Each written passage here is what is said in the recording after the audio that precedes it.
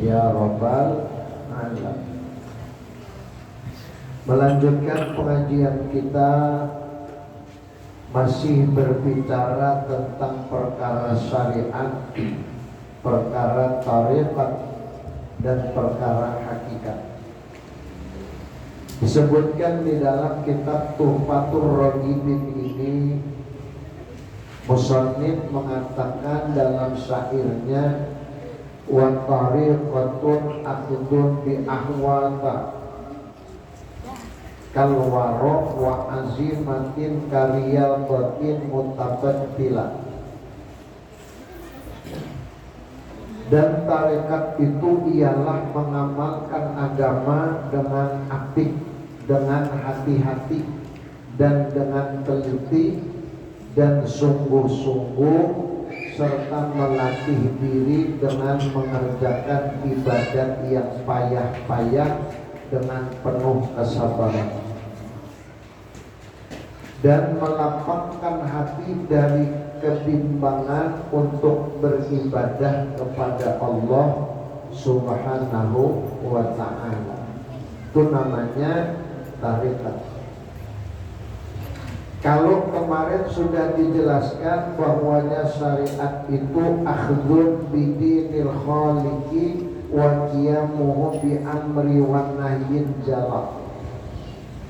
Syariat ialah mengikuti agama Allah dan mengerjakan segala perintah Allah serta menjauhi segala apa yang dilarang oleh Allah. Itu syariat.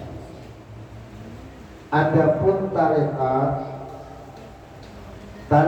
adalah mengamalkan agama dengan apik. Kedua, mengamalkan agama dengan teliti. Lalu yang ketiga, mengamalkan perkara agama itu dengan sungguh-sungguh, kemudian melatih diri dengan mengerjakan ibadat yang payah, yang sulit menurut nafsu kita. Nah, lalu melaksanakan ibadah yang sulit-sulit, yang payah-payah itu dengan penuh kesabaran, hatinya lapang, hatinya terhindar dari kebimbangan untuk melakukan ibadah itu. Lalu timbullah kegembiraan di hati melaksanakan ibadah. Nah, jadi yang namanya tarekat ini awal makna sebelumnya secara umum adalah jalan. Kalau syariat ini gawian kita menuruti perintah Allah. Kita diwajibkan Allah untuk sembahyang, lalu kita kerjakan. Kita diwajibkan Allah mengerjakan puasa, lalu kita kerjakan.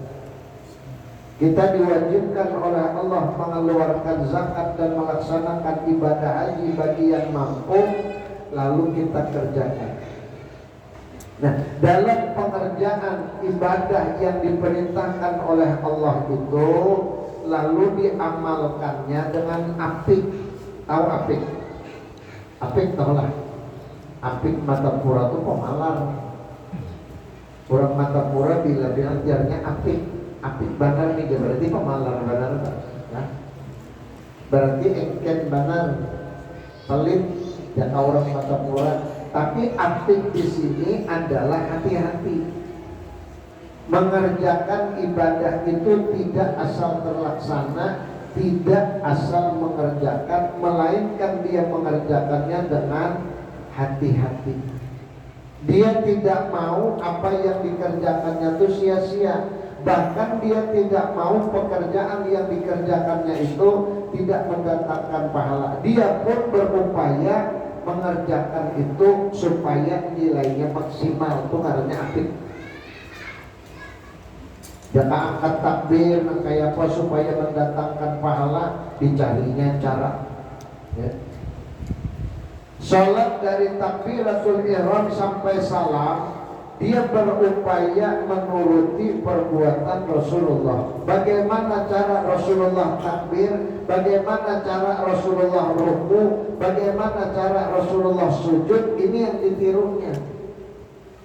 Sampai-sampai mengangkat tangan saja, peletakan tangan, posisi tangan dia perhatikan, dia berupaya supaya sesuai dengan yang dicontohkan Rasulullah. Meskipun dia tidak pernah melihat Rasulullah sholat, tetapi diperhatikannya ucapan guru. Ujar guru naklah nangaran sembahyang tu takbiratul ihram mengbujur keinginan jadi. Nah lalu diikutinya cara itu dengan hati-hati, dia benar-benar memperhatikan jangan sampai ini ada kekeliruan. Itu ngarannya afik. Paham?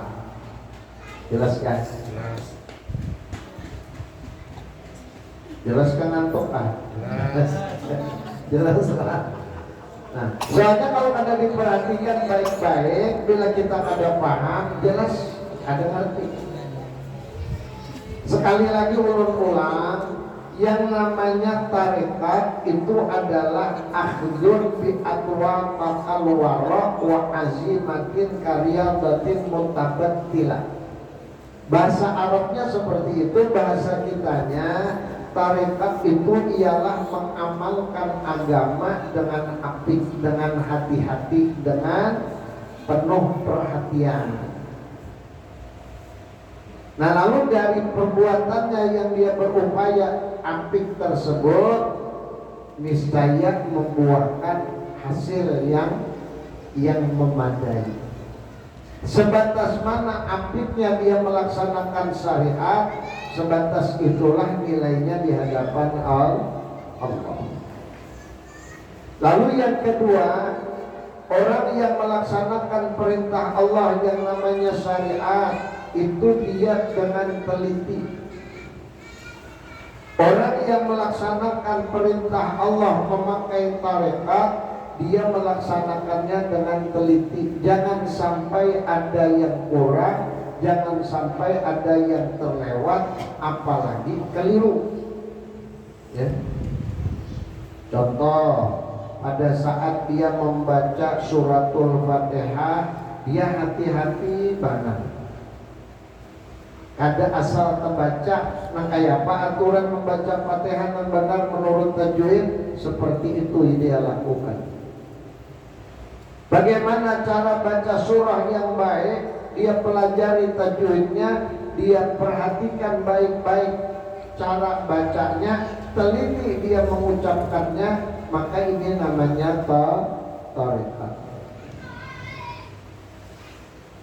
Nah lalu yang ketiga, orang yang melaksanakan tarekat itu adalah orang yang melakukan syariat dengan sungguh-sungguh.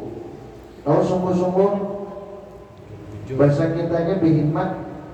Nah, bujur-bujurnya memperhatikan, tidak asal, Pak. Mana bukti dia sungguh-sungguh? Ketika dia merasa bahwasanya pelaksanaan ibadah yang dia lakukan masih ada keraguan, tidak segan, tidak merasa malas, dia tidak ragu, dia datang ke majelis ilmu, lalu dia tanya dengan gurunya tentang hal tersebut supaya hilang keraguan. Nah, supaya melaksanakan bisa dengan sungguh-sungguh. Behimat adalah melakukannya itu bujur-bujur maksimal. Katanya orang sembahyang tuh waktunya non standar, umpama sekali sembahyang kayak sembahyang maghrib idealnya 10 menit. Nah diusahakannya 10 menit itu. Malah kalau perlu ditambahinya. Kalau seandainya di dalam sholat itu ada yang namanya tumakninah, maka dia akan berupaya menjadikan sholatnya supaya benar-benar lengkap dan beserta tumakninah. Tidak asal terlaksana. Adapun orang yang tidak bersungguh-sungguh, asal tagawi. Syariatnya tuh asal terlaksana, mengenai hasilnya kada pernah dipikirkannya, berarti tidak sungguh-sungguh. Jelas kan? Jelas kan? Nah, lalu berikutnya yang juga tergolong tarekat melaksanakan syariat itu, dia melatih dirinya mengerjakan ibadah yang payah menurut nafsu. Maksudnya payah di sini adalah sesuatu yang sulit dikerjakan dan sulit dilaksanakan. Kenapa? Nafsu selalu menolak. Contoh, ibadah di tengah malam, ibadah di waktu subuh, ibadah yang berkepanjangan, biasanya ditolak oleh nafsu. Ya kan malam sudah datang, ini kada pernah bisa tenang guringnya, kada pernah nyenyak guringnya, kecualinya bangun dulu tengah malam menjelang sampai waktu subuh. Kalau ternyata dia tidak bangun tengah malam, maka dia tidak merasa tenang. Dia berupaya dengan sungguh-sungguh mengerjakan sesuatu yang menurut nafsu sulit, nah lalu dikerjakannya. Puasa sunat kada pernah ketinggalan. Sholat sunat tahajud tengah malam kada pernah ketinggalan. Sholat sunat 4 rakaat sebelum johor, 4 rakaat sesudah johor kada pernah ketinggalan. Ibadah tuntung sholat fardu isya, witirnya paling sedikit 8, 9, kadang-kadang 11. Witirnya sholat sunatnya umpama 8, witirnya 3, jadi 11. Setiap selesai sholat isya, baik di Ramadan atau di luar Ramadan. Bila di bulan Ramadan ditambahinya jadi 23 umpama. Ini namanya dia melakukan sungguh-sungguh dan berupaya melatih dirinya dengan mengerjakan ibadah yang payah. Kalaupun dia melakukan seperti yang lain, tidak sama seperti orang lain seenaknya. Ya kayak ibarat makan, asal ada selera, parutnya masih muat, 3 piring hantamnya, sampai ke bulu ada begaduh. Nah penting selera masih ada. Ini ambil, hantam, habis sepiring, ambil pulang, hantam, habis pulang sepiring, ambil pulang. Kenapa? Nafsunya ada. Tapi orang-orang tertentu, orang-orang yang melaksanakan tarekat tidak seperti itu. Yang jelas kalau kita ambil tarik kesimpulan, orang-orang yang melaksanakan tarekat selalu melaksanakan 4 ajaran Rasulullah. Qalilul ta'am, qalilul manam, qalilul anam, qalilul kalam. Pasti sudah. Apa ya qalilul ta'am? Sedikit makannya, artinya banyak puasa. Qalilul manam, sedikit tidur, artinya lebih banyak bangun untuk ibadah. Kadang bangun begadang becatur tuh ada. Ini kada begadang, kada banyak yoguringnya, begadang berpengalaman apa, beguplah beremi, begantungan telinga, ya Allah. Berkadang ngobrol aja pada tengah malaman. Ada nang sampai ke subuh kada berbulika, ada. Adapun orang-orang yang melaksanakan tarekat, sedikit dia tidur, lebih banyak bangun di malam hari. Kenapa? Karena dia kepingin melakukan ibadah, disebabkan siang hari belum puas dia ibadah. Siang hari belum merasa puas dia beribadah, dia lanjut di malam hari. Itu namanya sungguh-sungguh kan. Kemudian yang ketiga, qalilul anam, sedikit bergaul, dia lebih banyak dengan diri, lebih banyak di rumah ketimbang tidak penting, dia tidak keluar rumah, dia lakukan ibadah di rumah. Ketimbang banyak dosa, dapat dosa di lisan, lebih baiknya di rumah. Artinya sedikit bergaul. Nah yang keempat, qalilul kalam, sedikit berbicara, lebih banyak diam. Kecuali penting menyampaikan ilmu, ayo bercerita tentang ilmu, ada bapak. Tapi selain daripada itu lebih banyak diam. Kenapa? Karena diam itu lebih baik ketimbang kita banyak berbicara. Nah orang-orang ahli tarekat seperti itu. Nah yang terakhir, orang-orang ahli tarekat ini hatinya akan hilang. Dia lapangkan hatinya dari kebimbangan untuk ibadah kepada Allah. Setiap dia beribadah tidak ada kebimbangan. Maksudnya bimbang, tahulah, ragu-ragu, manfaat juga apa nih puasa kada. Masalah-masalahnya aku puasa sudah bertahun-tahun, Senin Kamis puasa sudah 45 tahun. Maka ini juga hidupku. Nah berarti bimbang, ya. Bimbang dia dengan manfaat dari apa yang dia kerjakan. Padahal jelas Rasulullah katakan ibadah itu mendatangkan manfaat yang luar biasa. Nah jadi orang yang bertarekat, orang-orang yang melaksanakan tarekat seperti itu ceritanya. Kemudian amalan tarekat ialah mengerjakan segala amal ibadah itu dengan penuh kesungguhan,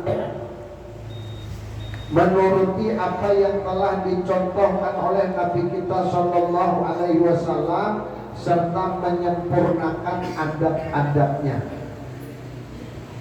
Orang yang melaksanakan tarekat adalah mengerjakan segala amal ibadah yang diperintahkan oleh Allah dengan penuh kesungguhan, berhimmat bujur-bujur, kemudian menuruti apa yang telah dicontohkan oleh Nabi kita, serta menyempurnakan adab-adabnya. Kayak apa adabnya sembahyang, kayak apa adabnya kita menghadap Allah, kayak apa adabnya kita melaksanakan ibadah sebelum sembahyang, kayak apa adabnya berdiri di hadapan Allah yang sempurna. Ini dikerjakannya bersungguh-sungguh. Kawan dia menggambarkan, setelah sekian lama kita mengerjakan perintah Allah, nah yang kita kerjakan selama ini sudah masuk belum dalam kategori ini? Kalau ternyata belum masuk, sadar dimulai sudah. Setuju kan? Setuju kan? Artinya sadar dimulai sudah. Ini kan dari penjelasan kitab Tuhfatul Raqibin, kita awal membaca diri kita. Mohon maaf, ulun membacakan, ulun pun mencermati diri ulun sendiri. Sampaikah sudah ke taraf ini balongkah? Ulun pun berupaya mencukupi supaya sampai kepada taraf ini. Kapan ulun mencukupinya? Terus menerus sampai akhir hayat. Nah berharap kita sampai akhir hayat itu, sebelum kita hembuskan napas terakhir, mudah-mudahan sholat yang kita kerjakan, ibadah yang kita kerjakan ini benar-benar sesuai dengan yang dicontohkan Rasulullah, sehingga kita tergolong manusia yang muslim, yang mana dikatakan oleh Allah jangan mati dulu kecuali dalam keadaan Islam. Ini caranya Pak. Dapatkah kita bersandar kepada orang lain, termasuk anak dan istri? Dapatkah kita bersandar kepada orang lain, termasuk suami dan guru? Tidak bisa. Sandarkan kepada Allah. Ambil contoh orang-orang yang gigih melakukan ibadah, kemudian kita berupaya melakukannya, ya tentunya dengan perjuangan yang cukup berat. Tapi kalau dia sudah melakukan sungguh-sungguh, berupaya menuruti apa yang dicontohkan oleh Rasulullah, dan dia mencari supaya sempurna adabnya, insya Allah dia akan dapatkan hasil yang diinginkannya. Lalu timbul perubahan setelah setahun mengaji. Nah, setahun sudah umpat ke pengajian, ada perubahan. Begitu dia melihat orang-orang lain di sekitar, wabil khusus yang di bawah tanggungan, ada kekeliruan, segera ditegurnya karena dia tahu, ya. Contoh, ketika dia melihat anaknya sholat, dia perhatikan ada kekeliruan, ditegurnya. Karena sholat itu yang sempurna harus dilakukan berjamaah, sehingga dia tidak akan melakukan sholat kecuali berjamaah, meskipun hanya sekedar dengan pasangan atau dengan anaknya. Banyak yang mencontohkan seperti itu. Salah satunya guru kami dulu di Pondok Pesantren Darussalam, ngaran sidin Guru Haji Muas. Nang saat ini membimbing kedua anak abah guru. Guru Haji Muas itu sidin kadang angkat takbir dulu, mau kada anak cucu sidin lengkap di belakang. Sidin yang hendak sembahyang, tapi anak cucu ada di rumah. Ambil di sidin sejadah, masih bodoh, dah hadangi. Sidin kada angkat takbir kecuali sudah cukup anak bini sidin lawan cucu ada di belakang. Termasuk nang halus, nang kayu ini nah, lah nang kayu ini nah. Suruh sidin sudah harus hadir di belakang. Lalu ibu sidin berjamaah terus menerus sampai dia menginjak remaja, bahkan sampai dewasa. Ketika dilepas aman sudah. Kenapa? Pelajarannya cukup, perhatian cukup, dan kesungguhannya kelihatan. Maka dapat kita pastikan orang yang dibimbing sedini mungkin sejak masih kecil, insya Allah ketika dia menginjak dewasa sampai pada saat dia diwajibkan melakukan ibadah, niscaya ada mungkin nyawani meninggalkannya. Jadi didikan orang tua ini menentukan, ya.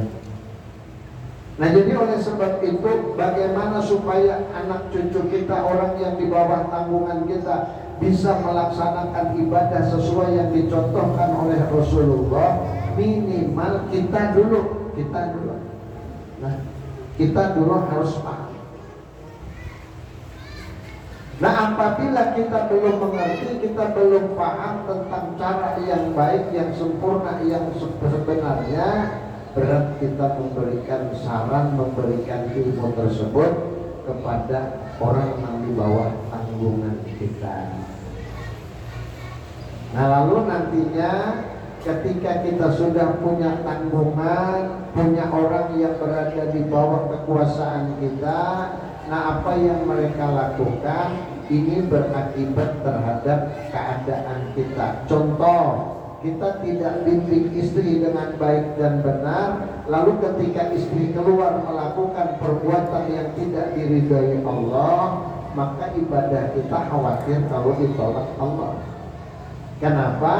Perbuatan istri berakibat kepada suami, tetapi perbuatan suami tidak berakibat kepada istri. Paham?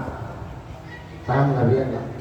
Makanya Rasulullah katakan haram hukumnya, dosa besar bagi seorang perempuan keluar rumah seorang istri tanpa izin suami. Kenapa? Karena bilanya berbuat yang kada benar di luar, kita menanggung dosa, kita berdosa. Tapi ketika kita melakukan perbuatan dosa sebesar apapun, istri tidak menanggung dosa suami, tidak bisa. Ya. Jadi bahasa kasarnya, kalau seandainya yang berkewajiban minta izin adalah istri, bukan suami. Kenapa? Karena istri itu yang melakukan perbuatan dosa berakibat fatal terhadap suami, tetapi sebaliknya tidak. Anak juga seperti itu.